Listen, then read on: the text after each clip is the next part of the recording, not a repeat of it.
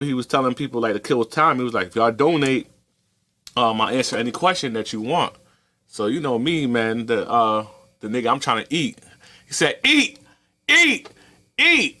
And there's always been questions I wanted to ask him because for those of y'all that don't know, I am a someone who watches the show, right? I am a supporter of my expert opinion, right? So you know, I had some questions. So this is technically like a quote unquote second interview with Matt Hoffa in a sense of me asking him questions in the chat.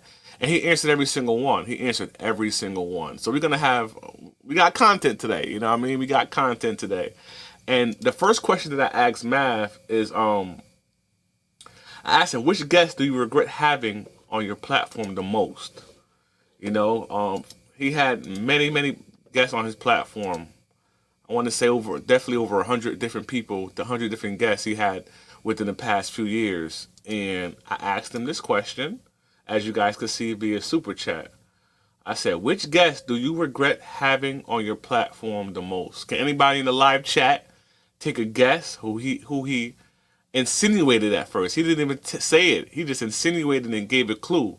You know what I mean? He made it seem like he was going to answer the question, but when I asked him this question, he kind of danced around the question a little bit until I sent in a second super chat because I was assuming who he was talking about. Can anybody in the live chat guess who Matt Hoffa regrets having on his platform the most? Let's talk about it.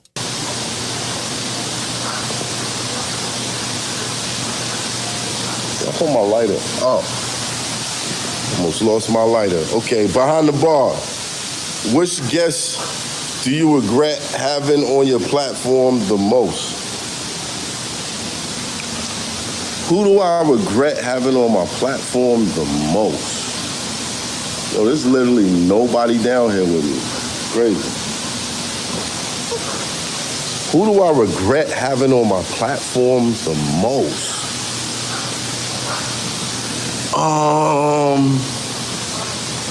Damn, that's a good question.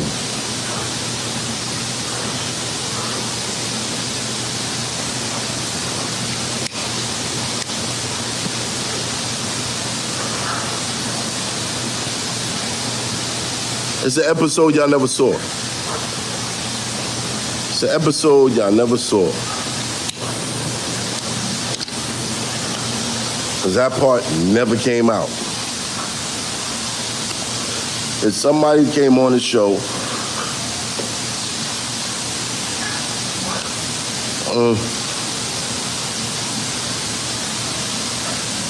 and this person, I had him with some other people. I think we were talking about like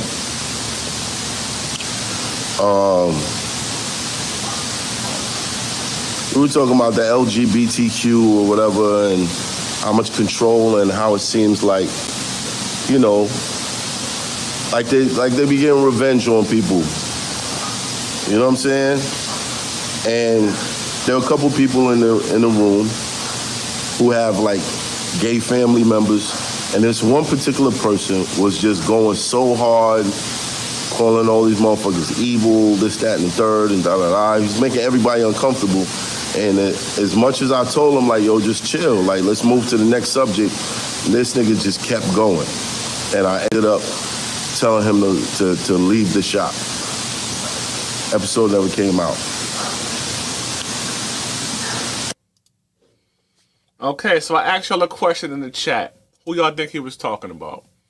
He never answered the question. He just kind of, you know, gave little clues or whatever and told the scenario, but he never answered the question at that particular moment. So I said, you know what? Let me send him another super chat because I thought I think I knew he at the time. I said I think I know who he's talking about. I said I think I know who he's talking about. So I sent him the super chat right here. Right, watch this because I know some of y'all in the chat say y'all thought he was gonna talk about Hassan. But check this out.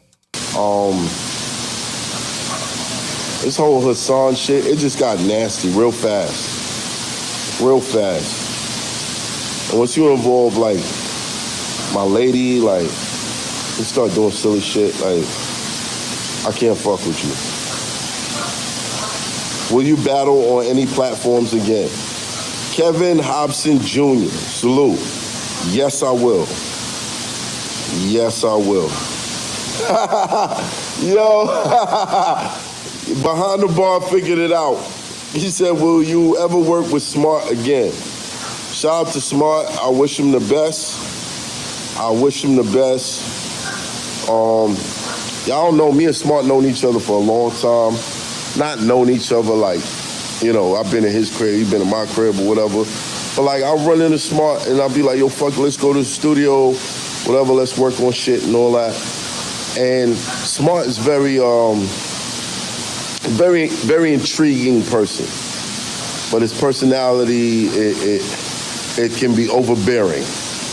It can be overbearing sometimes, you know what I'm saying? So, you know, when I had him on the show, we went viral, even though, you know, Doggy Diamonds was complaining. He said, Smart took a whole, his Ali Vegas interview. He just recycled everything that was said in it. Let me pause that real quick. So as y'all know, the person that he was talking about on my first super chat, and my first super chat question was, what guest did you have on your platform that you regret having on there the most? And a lot of y'all assumed he was going to say Hassan Campbell. I sent him a second super chat, and I asked him would he ever work with Smart again. And he said, oh, behind the bar, you guessed it right. It's Smart. So he said, all right, F it. It's Smart. All right. So Smart is a very smart guy, right? I enjoy watching Smart. I watched damn near all his interviews within the past few years, and he drops a lot of gems like Black TMZ said inside the chat, right? So I enjoy Smart. I think he's very intelligent. And I did a show on Smart and Matt Hoffa, actually, because on an interview that he did, I want to say last year, he spoke about Matt Hoffa and how same feelings that Matt Hoffa has towards him, Smart has towards Matt Hoffa. They both on the stubborn mindset of as far as they don't ever want to work with each other anymore. But I can see it happening in the future. They're kind of right now bullheaded right now and stubborn. For whatever reason, Smart guy has his particular beliefs. Matt Hoffa has his particular beliefs, and it is what it is. And we're going to be able to break that down in the next few minutes anyway, because I kind of want to revisit that particular topic, right? But the statement that Matt Hoffa just said about Doggy Diamonds, and Doggy Diamonds basically said, when Smart Guy went on Matt Hoffa's My Expert Opinion, all Smart Guy did was pretty much regurgitate everything that Ali Vegas said on his interview that he did, I want to say 6, 7, 8 years ago. It's been many years when Ali Vegas went on Doggy Diamonds, and when Ali Vegas went on Doggy Diamonds, that got over 1 million views. Obviously it went viral for Doggy Diamonds, right? And I don't think it's fair that Doggy Diamonds could just assume that Smart Guys stole that story from Matt Hoffa, from Ali Vegas. I don't think that's a fair statement, because as we know, we all watch YouTube, right? We always watching what's going on this industry, and the industry is foul as hell. Y'all see me covering the whole story when it comes to Ron Savage and what he had to do for hip hop and all these different type of Nori doors. We watching what's going on with Meek Mill, P. Diddy. This story is very common. That Nori door is real, and for Doggy Diamonds to say that, it surprised me, because Doggy Diamonds believes in that. The people have to do some mook stuff to get inside the industry. So why would he just assume that Smart Guy stole that story from Ali Vegas? Like, that to me was just a cop-out. Yes, the industry is foul. The industry is demonic. The industry is weird. It's not who you know or what you know. It's who you do and what you would do to get on. Period. The industry is foul. I don't think Smart Guy made up that story or stole that story from Ali Vegas. I don't. Ali Vegas is one of many guys who refused to go through that Nori's door and had to figure it out on their own, or just give up their rap career or their whatever career that they're trying to do to get inside the entertainment industry, because they refuse to give up their ass. Period. So I really don't understand why Doggy would assume that Smart Guy stole that story. You know, I pretty much, I doubt it. I really do doubt it. Intriguing person, but his personality, it can be overbearing. it can be overbearing sometimes. You know what I'm saying? So, when I had him on the show, we went viral. Even though, Doggy Diamonds was complaining, he said Smart took a whole his Ali Vegas interview. He just recycled everything that was said in it, and I was like, well, I didn't know that. You know what I mean? When Smart was talking about motherfuckers that be drugging rappers and then raping them and videotaping it and then getting them signed deals for the low so the tape don't come out and all that shit, I was like, nigga, who did that? Right? If I knew niggas that was doing that, I'd blow them niggas out. I was like, what? Nigga, yeah, these fucking freak-ass nutballs over here. Nut-ass freak balls.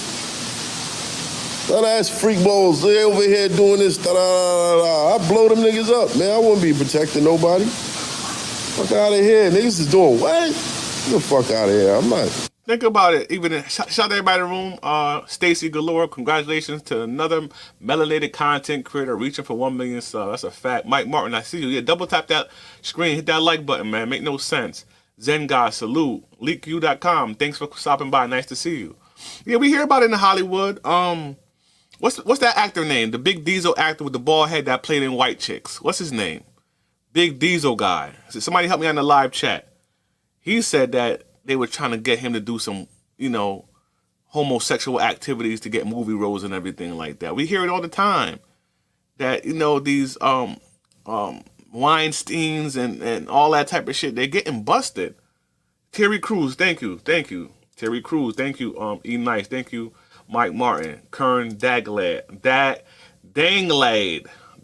I think I pronounced that right. Yes, y'all got it. So this isn't far-fetched. Doggy Diamond's just that type of guy that he just, I don't know. Sometimes he just acts a little bit like weird. He thinks that he is like, oh, if somebody's sitting on his platform, everybody's copying him. That's not really a good attitude to have. It's just like, he got this real, like entitlement about himself. Like, oh no, Ali Vegas said that story. That's the story of many people that's in the industry, bro. And I'm not even trying to go at him. I'm not doing that. I'm just giving my opinion.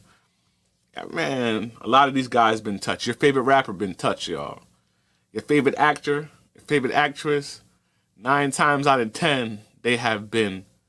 And I'm not even saying against their will. Some of them, they had an ultimatum and say, drop them draws if you want this movie role. The Bill Cosby syndrome. Look how many women dropped their draws for Bill Cosby and when they didn't get put on. 40 years later, they cried rape because their career didn't turn out the way it was promised. You know what I mean? So at the end of the day, it is what it is. These dudes is being touched. These women are being touched. Watch a Nickelodeon documentary. Them children in Nickelodeon and Disney were being touched. Amanda Bynes right now was damn near lost her goddamn cotton picking mind. This is very common in the industry. In order to get on, you have to go through a door. It is what it is. Nah, y'all niggas going down. First of all, if I'm around, niggas getting beat the fuck up. Like, what is y'all niggas doing? What? That's crazy. But lesson to some of y'all niggas, don't get too comfortable around strangers. If that is something that happened, that person got way too comfortable around strangers. I don't give a fuck if I know. Nowadays, I be feeling like I could know a nigga a whole year. He's still a stranger. McBoy 9000. All right. Yes, yo, Mike Martin. I always forget his name. You're absolutely right. I remember. Then you got a good memory, Mike Martin. I forgot. I always forget his name. Terry Crews. Black TMZ says Gene Deal recently said Craig Mack died of AIDS. That F my head up, but makes sense. How do you think he contracted the AIDS? Because it did come out. His wife, I think, made a statement.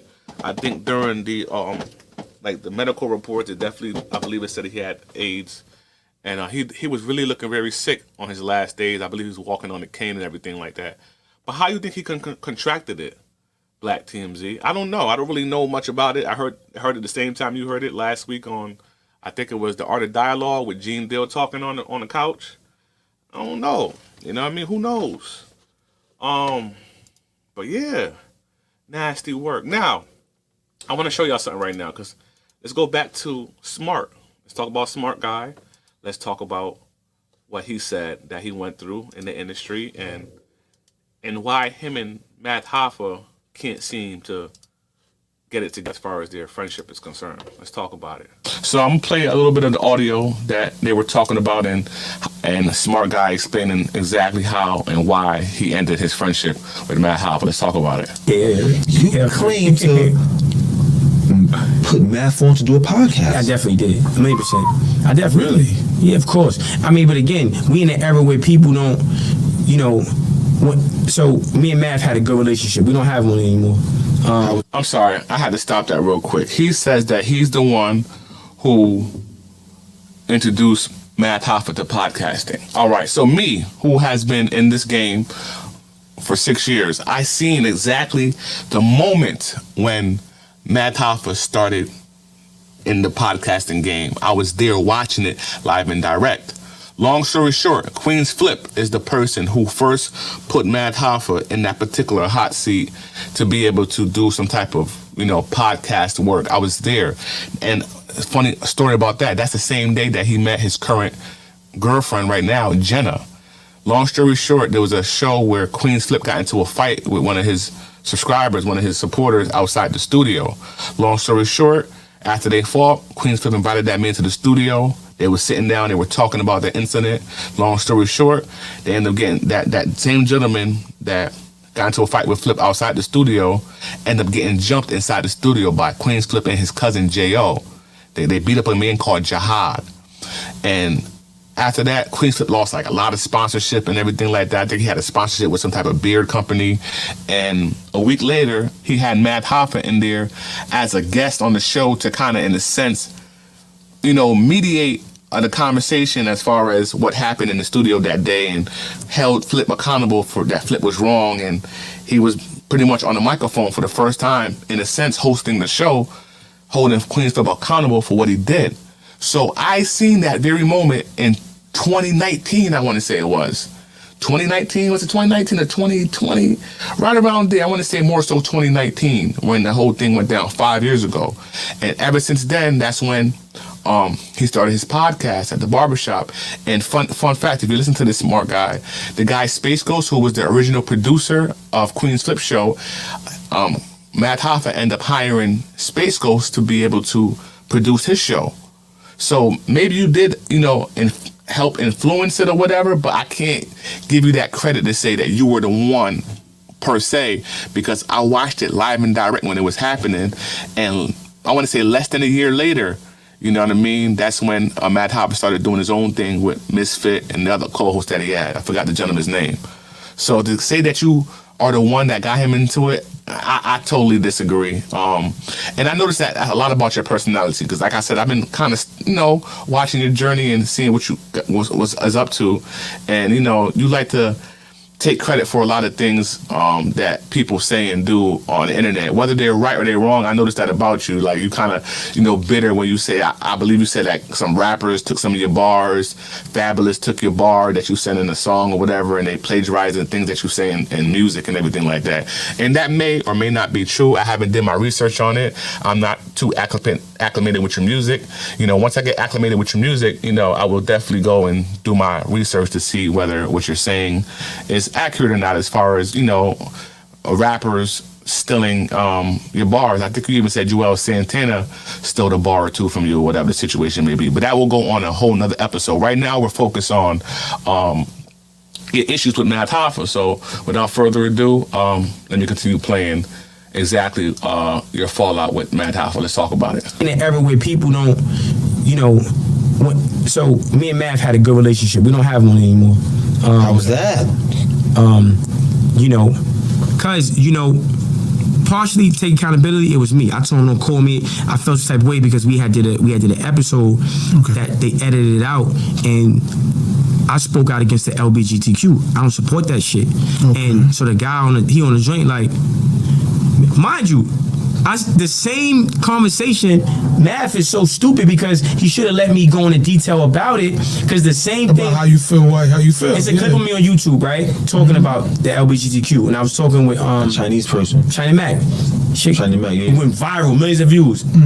But he was so shook of the conversation. Then the guy was like, they cut the cameras. Look, man, you know, this is how I get my money, and so basically you get your money off of homosexuals. Like, I don't know, like.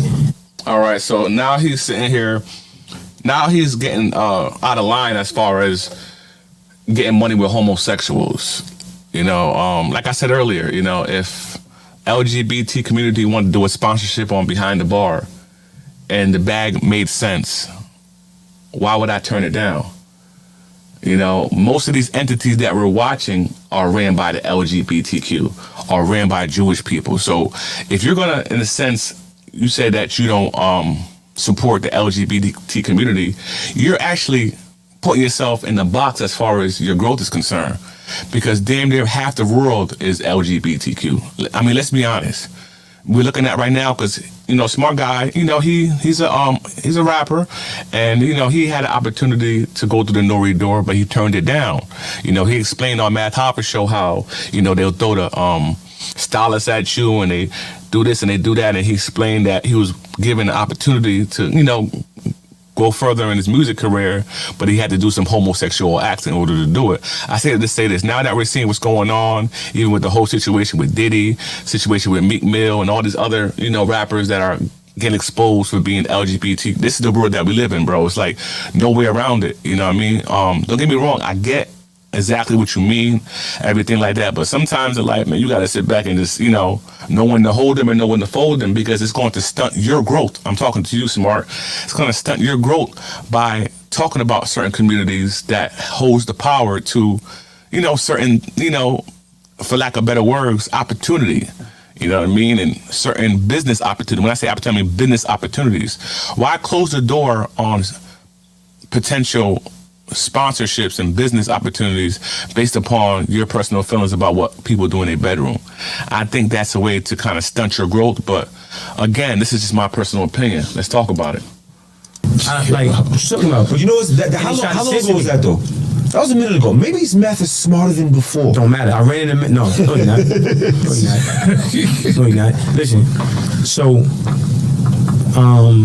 because at the end of the day, you tried to censor someone who's not going to be censored, and Math knows that about me. You know, like, I'm not, and I don't, and it's funny with Math because I can't say nothing bad. We had a really good relationship before we had I wish I didn't do that podcast. Because I feel like I lost a good friend. Like, he was solid. Like, he's like, so it wasn't a lot of goofy particular shit that really fucked but it up. he's It's just solid, how you bro. edited it. Listen, when Matt battled Hollow the Dawn, right? I helped him for that battle. I gave him the angles. I gave him the approach to go about it and all that. Publicly, he gave me the credit for it. Okay. Nobody's doing that, bro. Right? Anytime I would call him, come to the studio or whatever, he's pulling up.